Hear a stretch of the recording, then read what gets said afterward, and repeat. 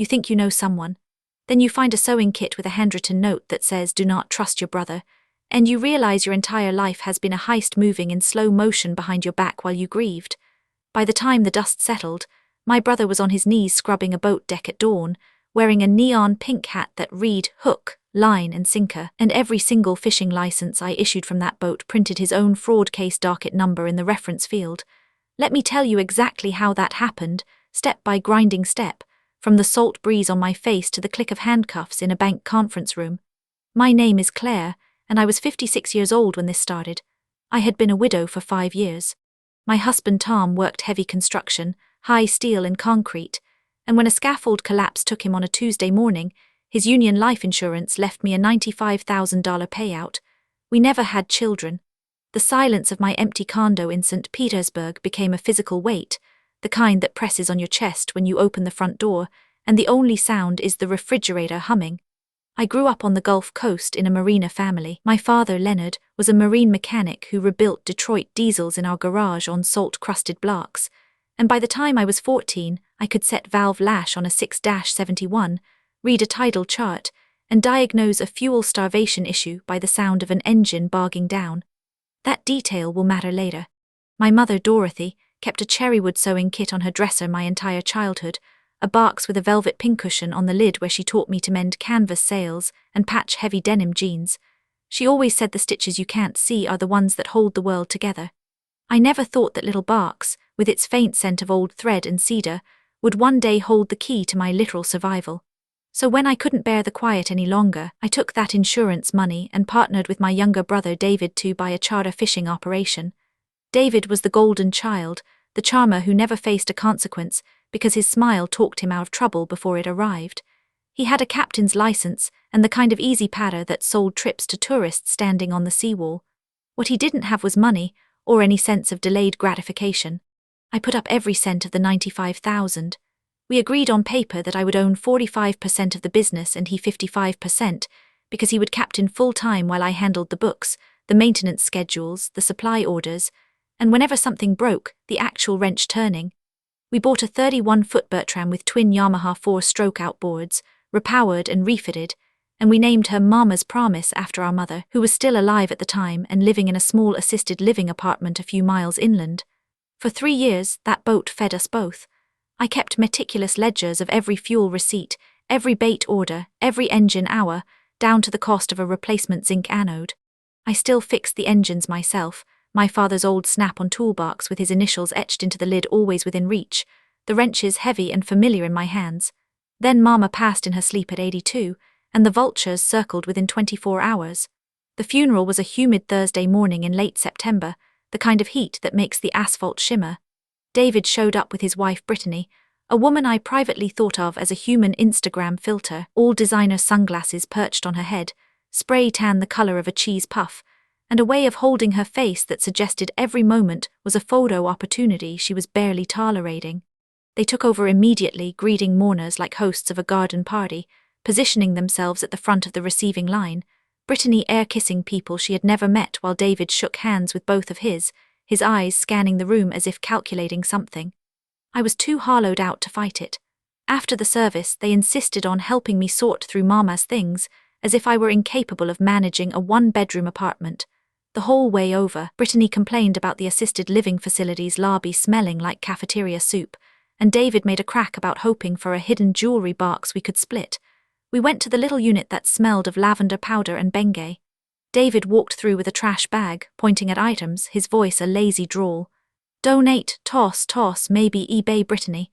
He laughed at his own joke. I was methodically going through her dresser, touching each folded blouse when I saw it. Our mother's sewing kit, the cherrywood box the size of a small jewelry chest, the velvet pincushion on the lid faded to a pale rose. I remembered sitting at her knee while she showed me how to thread a needle, how her fingers worked with the patience of someone who understood tension and release, and how she'd say, "A good seamstress knows when to pull tight and when to let the thread breathe." David saw me lift it. He wrinkled his nose. "That ratty old thing, it's not even real cherrywood, just veneer, throw it in the charity pile.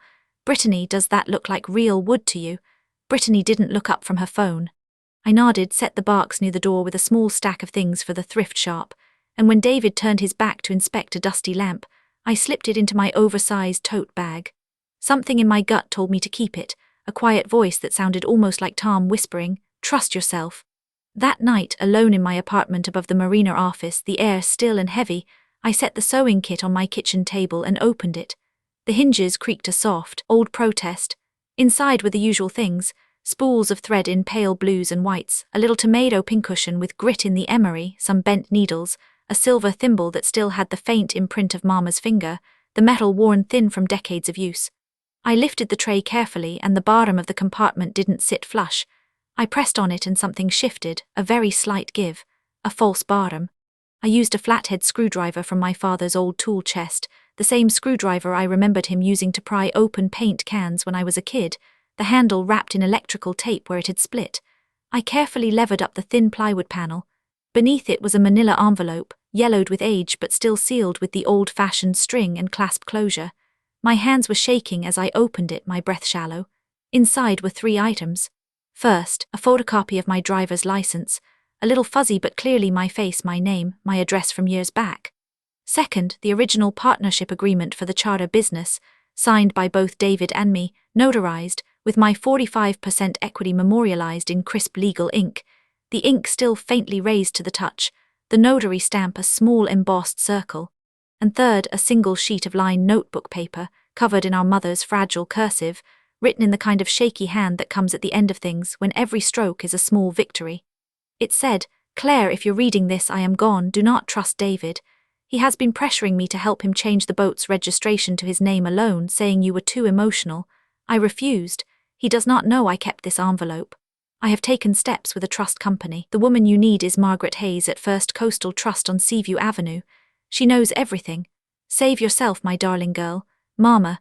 I read it 4 times, my heart thudding against my ribs like a bilge pump running dry, my eyes blurred with tears that were equal parts grief and fury. I remembered then a conversation we'd had a year before she died, when Mama had pulled me aside after Sunday dinner and said, "Your brother will always look out for himself. Mark my words, you're the one who watches the horizon." I had dismissed it as old age crankiness, maybe a little jealousy of his easy life. Now I saw she had been watching him clearly for years, and she had built a defense before she died, a quiet fortress of ink and paper. I tucked the envelope and the note into my bra, close to my skin, closed the sewing kit, and sat in the dark, breathing, planning. Before I continue this story, let me know where you're watching from in the comments below. Hit like and subscribe if you believe that the quiet observers in a family are often the ones who see every crack in the foundation. Now, back to how David tried to steal my life and my boat. The manipulation began within the week. David and Brittany invited me to dinner at their waterfront house, a 2-story Spanish style with a terracotta roof, and a guest house they'd converted from an old boathouse, still smelling faintly of salt and motor oil beneath the expensive candles. They were sweet as hummingbirds, pouring a white wine that was too syrupy, asking about my grief, while Brittany kept touching David's arm as if to signal when to speak, a little tap-tap with her acrylic nails. Then Brittany placed a manila folder on the table between the appetizer plates, shrimp cocktail arranged in a perfect ring, the sauce congealing in the heat. "We're worried about you, Claire," she said, her voice dripping with rehearsed concern, her eyes wide and unblinking. "You've been through so much, losing Tom, losing Mama. You shouldn't have to worry about the business too. David can take full responsibility for now. We just need you to sign a few things to simplify it." Inside the folder was a durable power of attorney granting David full control over all my affairs, including all business interests and assets, plus a quitclaim transfer document that would reassign my 45% stake in the boat and charter license to him for $0, with a clause that stated in consideration of ongoing care and support. There was also a care agreement that proposed I move into their guest house so they could look after you in your time of need. I read every line slowly, deliberately letting my face go slack and my eyes go watery. I noticed the phrasing "in case of mental incapacity or inability to manage one's own affairs," embedded in the power of attorney, a legal tripwire I now recognized as the first step toward their plan to have me declared incompetent. I looked up at them and let my voice tremble, pitched a little higher than normal. "I'm just so tired," I whispered. "I can't make decisions right now. Can I think about it?" I even made a show of knocking over my water glass, apologizing in a flustered rush while dabbing at the spill with a cloth napkin, my hands intentionally clumsy. David's jaw tightened for just a second, a flash of frustration, before his smile returned after a beat. Of course, take your time, sis, no rush. I could see him calculating how hard to push without spooking me. I didn't sign a single page. But I did agree to move into their guest house for a few weeks to rest, after they pressed the point 3 more times, each offer wrapped in faux concern. It was the perfect tactical move. I would be inside their territory, able to watch them, while they assumed I was a broken, foggy-headed widow with no fight left. They couldn't have been more wrong. I moved into the guest house the following Monday, a one-room efficiency with a kitchenette that smelled of old money and lemon cleaner, the windows facing the main house so they could keep an eye on me. The first few days, I played the role of grieving shell. I shuffled in terracloth slippers. I asked Brittany to help me work the television remote 3 times, pretending I couldn't remember how to change the input source, and I let her reset my phone passcode to 1234 while she cooed with exaggerated patience, her nails clicking on the screen. I deliberately left my reading glasses in the main kitchen twice, then spent 10 minutes wandering around with an anxious, lost look, just to reinforce the image of cognitive fog. Meanwhile, I kept a small spiral notebook hidden in the lining of my bag and logged every observation. The walls were thin, drywall over old plaster, and I soon discovered that if I stood at the back of my closet, I could hear David on late-night phone calls from his home office just on the other side of the wall. He was talking about closing the Kestrel deal, using coded language about the asset, and the buyer's deadline for signing the release. I jotted down every date and time code. Brittany's spending habits were a flashing red beacon. A new Lexus SUV with temporary paper plates appeared in the driveway within 5 days, the dealer sticker still in the window, delivery boxes from high-end retailers piled up on the front porch so thickly that the UPS driver joked about getting a dedicated route, and I saw Brittany hauling them inside with a gleeful little shuffle. Yet David was constantly pacing, checking his phone, and one night I heard him hissing at Brittany in the kitchen that a credit card had been declined at a restaurant, and they needed to move the boat money faster. They were drowning in debt while projecting wealth. A classic house of cards, classic. The opportunity to flip the script came about 10 days in, when their garbage disposal broke. Brittany was dramatically ordering a repair service over the phone, complaining that the repairman couldn't come for 3 days, and what was she supposed to do with all that shrimp shell waste? The tone of her voice saying this was the greatest drama of her life. I shuffled into the kitchen in my robe, my hair deliberately unkempt, the way I imagined someone in a fog would look. I could take a look if you want, I said, voice soft and tentative. She blinked at me, disbelief plain on her face. Claire, you don't have to, I nodded humbly. Tom taught me a few things. It wasn't Tom, it was my father, but she didn't need that detail. I retrieved my old toolbox from the trunk of my car, the chipped Snap-on logo my dad had carried for 40 years, the smell of old grease and metal still clinging to it. I pulled out the Allen wrench for the disposal's manual override, tested the reset button first, nothing. Then I unplugged the unit from under the sink, wedged a long craftsman's screwdriver into the grinding chamber, and fished out a twisted soup spoon that had jammed the flywheel. I worked it free, checked the impellers with my fingers for any cracked blades, and then spun the flywheel by hand to test resistance before plugging it back in. 10 minutes later, it was humming like new, a smooth whir. I wiped my hands on a rag and looked up. David stood in the doorway, arms crossed, his expression a mix of shock and something much darker, a flicker of fear. Brittany's perfectly glossed lips parted in a silent O. He had underestimated me. That look was my first real confirmation that his entire plan depended on me staying helpless. I smiled weakly. Good as new. From that moment, I became bolder.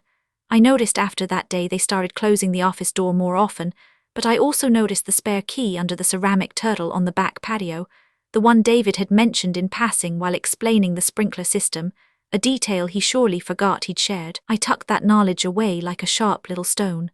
I began my real investigation that Saturday night, when they left for a charity gala that Brittany was chairing, another event to project their fake status.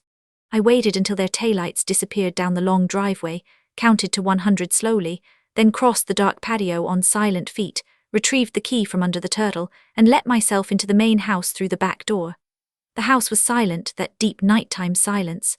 I used my phone flashlight, keeping it low and cupped in my palm. David had a home office off the main hall, a messy room with a cheap particle board desk covered in coffee rings and a metal filing cabinet in the corner. The top drawer was unlocked, full of old tax returns and owner's manuals, nothing sensitive. The bottom drawer was locked. I knelt down and examined the lock. It was a simple wafer lock, the kind used on office furniture, not high security. My father, beyond being a marine mechanic, had also done locksmith work for the marina, rekeying boat cabin doors and hatch locks with tumbler sets, and he taught me the basics when I was a teenager. I still had his small pick set in my toolbox, a tension wrench he'd fashioned from a windshield wiper blade insert, thin and springy, and a few hooks and rakes with polished metal handles. I inserted the tension wrench into the keyway and applied slight rotational pressure, just enough to bind the wafers. Then I took a small hook pick, the one with the angled tip, and began scrubbing the wafers one by one, feeling each tiny click through my fingertips like a tiny snapping of a pencil lead. 1, 2, 3, the plug turned with a soft metallic groan. The drawer slid open. Inside, I found a series of hanging file folders labeled in Brittany's neat, looping handwriting. Vacation home, boat insurance, and one thick folder marked Kestrel Holdings, the name I'd heard David speak in the night. I pulled it out and spread the contents on the desk, my heart hammering a steady, loud rhythm. First was a bill of sale, dated 3 weeks prior, for the vessel Mama's Promise and its associated charter fishing license to a Cayman Islands registered entity called Kestrel Oceanic Ventures for the sum of $400,000. The boilerplate was standard maritime contract language, but the signature block showed my name, Claire Dunham, in a handwriting that was close but wrong. The loop on the C trailed at an odd angle, the pressure was inconsistent, and the ink was slightly smeared as if the forger had hesitated or dragged a sleeve. I knew my own signature, the way the H in Dunham always had a little kick at the end, and this had none. I had never seen that document. Attached was a copy of my driver's license, the same one from the sewing kit. Now I knew why he had it. Next, a letter from a maritime attorney named Dennis Croft, addressed to David on thick letterhead, discussing the trust impediment. I read it twice, my eyes narrowing. It explained that the boat's title was held in an irrevocable trust established by our mother, Dorothy Dunham, and that any sale required both beneficiaries, Claire Dunham and David Dunham, to personally appear before the trust officer at First Coastal Trust to execute release documents. The letter warned that if one party was incapacitated or deceased, the trust assets reverted solely to the surviving or competent beneficiary, but if the party was merely unavailable or uncooperative, the trust could not be moved. The attorney suggested exploring avenues to establish incapacity and mentioned an upcoming medical evaluation. The final document in the file was a partially completed medical evaluation form from a doctor I'd never heard of, a Dr. Wexler, already filled with fabricated notes about progressive cognitive decline, disorientation to time and place, confusion regarding financial matters, and probable early onset dementia, with checkboxes marked for memory loss, confusion, and inability to manage finances. There was a space for a physician's signature at the bottom, still blank, and a date line. They were going to either compel or trick me into signing a release, or they were going to forge a physician's signature next and have me declared incompetent. I took out my phone and photographed every page, every signature, every letterhead, carefully aligning each shot. Then I replaced everything exactly as I found it, down to the angle of the folders, relocked the drawer with the picks, and slipped back to the guest house using the key and locking the back door behind me. My hands were steady now, no shaking. I stayed up until 3 a.m, copying the photos onto a USB drive I hid in a seam inside the lining of my bag, then deleting the phone images in case they ever grabbed my phone. Mama had been right. She had set a trap in broad daylight, and David had walked right into it, blind and grinning. The next morning I dressed carefully, put on my best face of competent but grieving sister, and told Brittany I had some personal errands to run, bank paperwork from Tom's estate I had been putting off. She waved me off with a distracted "Okay, sweetie." I drove to First Coastal Trust on Seaview Avenue, a 3-story building of white stone and dark glass, and found Margaret Hayes' office on the 2nd floor. She was in her 60s, silver hair in a sharp bob, a tailored navy suit with a gold pin in the shape of an anchor, and when I handed her Mama's note, her eyes went briefly damp, but her jaw set in a way that told me she was all business. She led me to a walnut-paneled conference room with a long table, closed the heavy door, and pulled out a thick binder labeled the Dorothy Dunham Irrevocable Spendthrift Trust. She explained that 2 years before, after David first pressured Mama to convince me to sign over my share, Mama had amended the trust to create a dead man's switch, an automatic tripwire. The assets, the boat and its license, were held in a spendthrift trust with me as the primary current beneficiary, and David as a contingent beneficiary, only if I predeceased him without issue. The amendment specifically stated that any attempt to transfer title without my in-person, notarized consent, with a specific verification protocol, including a live video recording, would trigger an automatic freeze of all trust assets and a mandatory report to the State Attorney General's Financial Crimes Division, and a suspicious activity report with FinCEN, the Treasury's Financial Crimes Network. Margaret showed me a stack of letters from Dennis Croft, the attorney, dating back 6 months, each one pushing harder to waive the in-person requirement due to beneficiary incapacity. She had been stalling, requesting more documentation, insisting on a neurologist's evaluation, and in the last letter Croft had threatened legal action. "We were waiting for you to come to us," Margaret said, her voice steady. "Your mother told us you would eventually. She said you were the one who paid attention, the one who could fix an engine and read a contract with the same focus." I showed her the photos from my phone, the fake medical evaluation, the forged bill of sale, the communications with the Cayman buyer. She took one look, her lips tightening, and picked up her desk phone.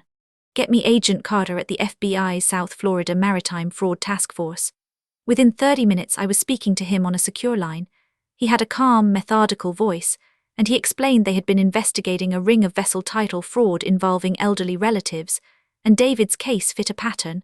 An isolated older relative, a sudden push for power of attorney, a foreign buyer, a doctor willing to sign off on a fake evaluation for cash. They would need me to play along longer, to get David to bring me to the bank for the final signature, so they could catch him in the act with federal agents present.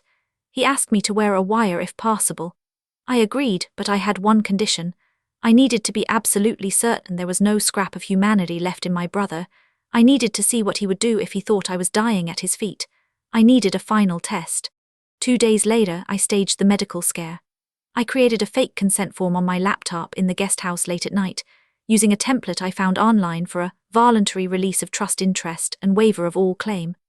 I typed it up, made it look official with a fake letterhead referencing a non-existent case file, and signed my own name at the bottom with my left hand, using a shaky, irregular script that looked like a person barely able to hold a pen. I placed the single page inside a manila folder labeled Trust Release Complete Copy and tucked it into my leather shoulder bag so that just the corner of the folder was visible when the bag was open. Brittany was at a spa appointment, a 3-hour heart-stone massage. David was in his office, and I had heard him end a call with a frustrated curse about a creditor. At exactly 11 in the morning, when the sun was bright and the house was quiet, I positioned myself in the hallway between the kitchen and his office, the one that opened onto the cool tile floor. I waited until I heard his chair creak and his footsteps approach the door. Then I clutched my chest with both hands, let out a ragged gasp that was half real from the tension, and let my body crumple sideways onto the cold tile, my hip hitting hard enough to leave a bruise I would feel for a week. I kept my eyes half-lidded, my breathing shallow and rapid, my mouth slack. My bag was beside me, partially open, the corner of the folder clearly visible. I moaned softly, a thin, reedy sound. His footsteps approached. He rounded the corner and saw me on the floor. For one long, frozen second, his expression was blank, unreadable. Then his gaze dropped to the bag, to the corner of the folder. He didn't call my name. He didn't touch me to check for pulse. He didn't reach for his phone to dial 911. He simply stepped over my prone body, one Italian leather loafer landing on the other side of my hip, his breath even, and he bent down to pull the folder from my bag, his movements deliberate and unhurried. He flipped it open, read the form, and a slow, satisfied smile spread across his face, a smile that crinkled the corners of his eyes. He turned and walked back into his office with the folder, not a backward glance, not a single word. The door clicked shut. I lay there for a full minute, the cold tile pressing into my cheek, the faint hum of the air conditioner the only sound, and I felt something inside me extinguish completely. Any residual guilt, any memory of the little blonde boy who had followed me to the dock with his red fishing pole begging to come along, it all turned to ash and blew away on a wind I hadn't known was rising. I got up slowly, brushed off my clothes, walked to the kitchen on steady legs and called Margaret from my phone, the contact I had saved as Dr. Wilson's office. "He walked right over me," I said, my voice flat. He didn't even hesitate. "It's time." The confrontation came 3 days later, on a Tuesday morning with a high, thin overcast. David and Brittany told me we were going on a nice outing to the bank to clear up some trust paperwork so you can relax and we can manage things. They had dressed me in a soft beige cardigan they'd bought me, a prop to make me look fragile and compliant, and Brittany even tucked a tissue into my pocket, just in case. I wore my own sturdy clothes underneath, the jeans I had mended myself with a stitch my mother taught me, and I carried the leather bag with the original partnership agreement, Mama's note, the USB drive, and a small digital audio recorder I had bought at an electronics store and tested twice, now recording discreetly in the front pocket, wrapped in a scarf.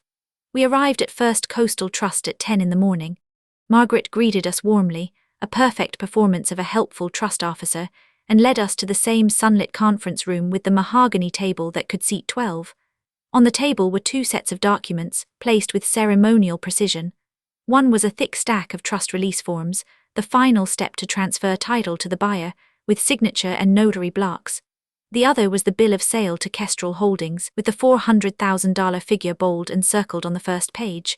David sat down across from me, his leg bouncing with anxious energy, a bead of sweat tracing down his temple even though the room was cool. Brittany perched beside him, scrolling her phone with a bored expression, occasionally lifting her head to scan the room. Margaret positioned herself at the head of the table, a neutral witness with a leather portfolio. A paralegal stood by, ready with a notary stamp. David pushed the release form toward me with a Montblanc pen, the heavy kind he couldn't afford, the clip gleaming. "Just sign here, Claire, and everything will be taken care of. You won't have to worry about a thing ever again." His voice was syrupy, the voice he used on tourists who were about to book a trip, all smooth and reassuring. I picked up the pen. I held it for a long moment, rolling it between my fingers, the room so quiet I could hear the soft rush of the HVAC and my own heartbeat. I noticed the ink on the nib was a deep black, the kind that dries instantly.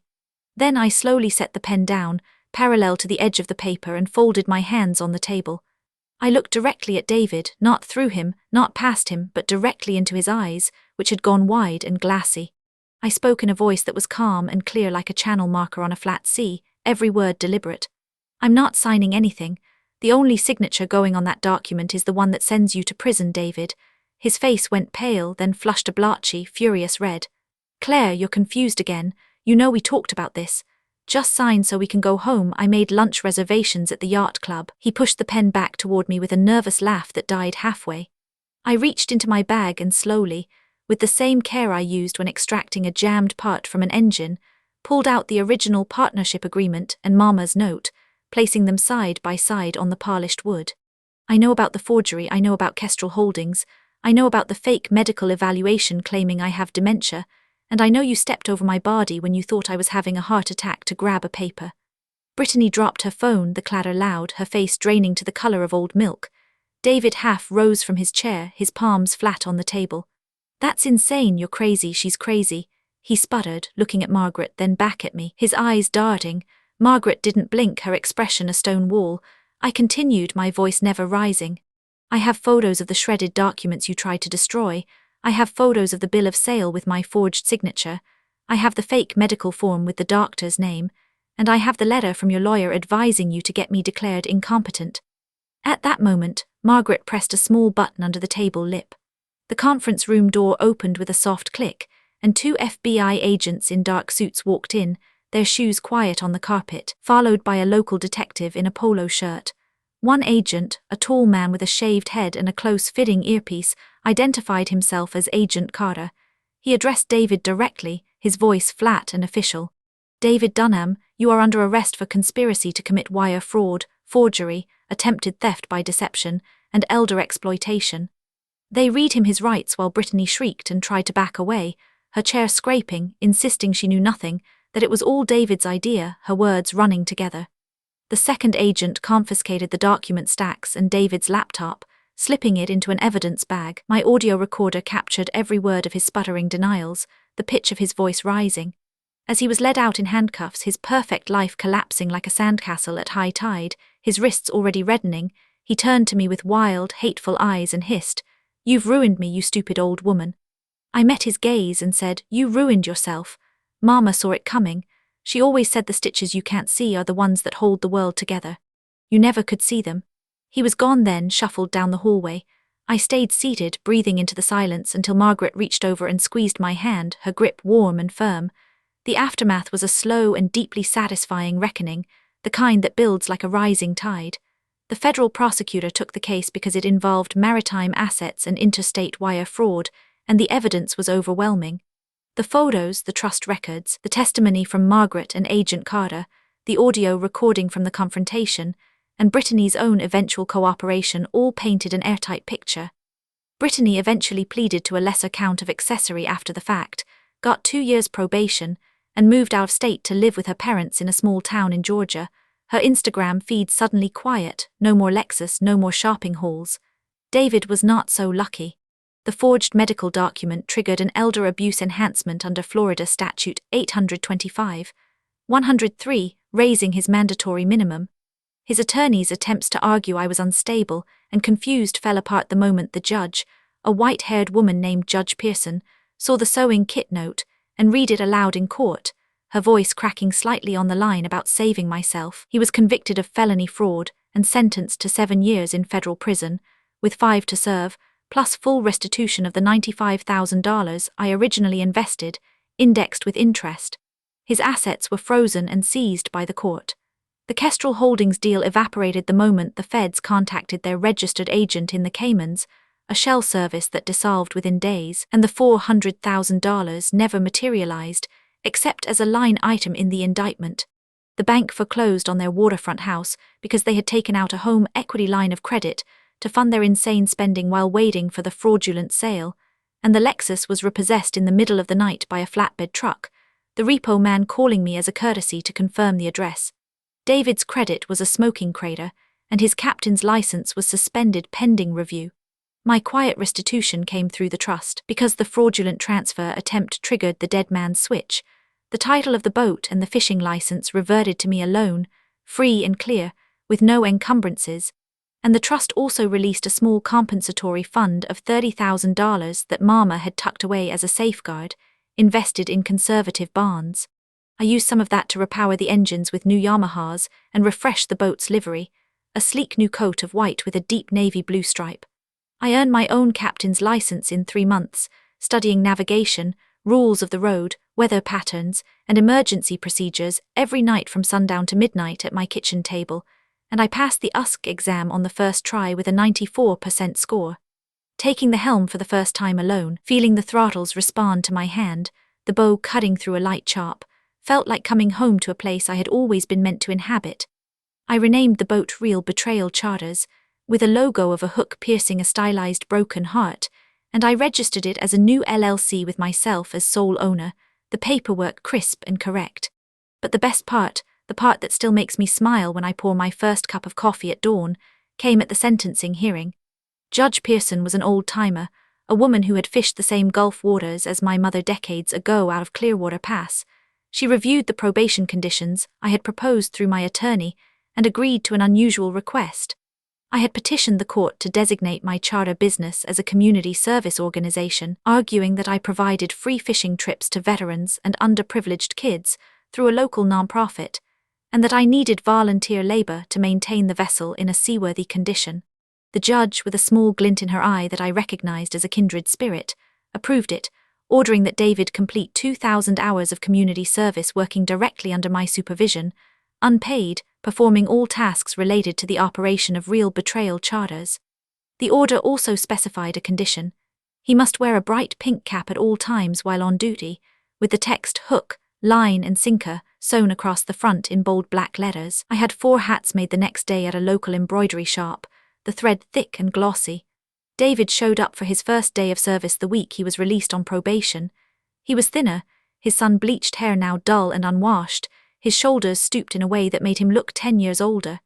I met him at the marina gate without a word and handed him the pink hat and a long-handled scrub brush with stiff bristles. Start at the bow and work your way back. Deck needs to shine like a mirror before the first charter at 7. Use the boat soap in the blue bucket. He put on the hat without meeting my eyes, his jaw clenched so tight I could see a tendon jump in his neck. He baits hooks with live shrimp and pinfish now, his fingers fumbling with the sharp barbs until he learned to do it cleanly. He scrubs the deck every morning at dawn, the pink hat bobbing as early tourists on the dark watch and giggle. He cleans the fish barks and the head. He is not permitted to speak to customers unless they directly ask him a technical question about the fishing gear, and even then only to give a brief answer before resuming his work. I also worked with the State Fishing License Division on a special request that took 6 weeks of emails and 1 in-person meeting with a sympathetic director. because I documented the entire fraud for the federal case, and because my vessel serves a public service, they agreed to embed a custom text field in my vessel's license printing template. Now, every time a fishing license is generated for my boat, the docket number of his fraud case, United States versus David Dunham, case number 9, 23 CR 08023, prints automatically on the reference line, just below the species and bag limits. Every single one of my customers sees it, and many ask what it means. I tell them briefly, and I see their faces shift from amusement to understanding, and sometimes to a slow nod of respect. The docket number sails out into the Gulf on every trip, a small monument to the truth. Mama always said the ocean would teach you patience before it gave you what you needed. She was right. It also taught me that family isn't about blood, it's about who refuses to step over you when you're down, and who builds a trust to save you even after they are gone, using nothing but a sewing kit and a steady hand. I run my charters with my head high now. Tom's name is on my heart, a quiet ember that never goes out. Mama's is on the wind, and on every stitch that holds my world together. Have you ever discovered a dark secret about someone you trusted completely? How did you handle it? Let me know in the comments. And if you believe that quiet competence and a mother's foresight can outlast any scam, hit that like button and subscribe to the channel for more stories of justice served cold as the deep Gulf water. Until next time, keep your lines tight and your enemies in a bright pink hat.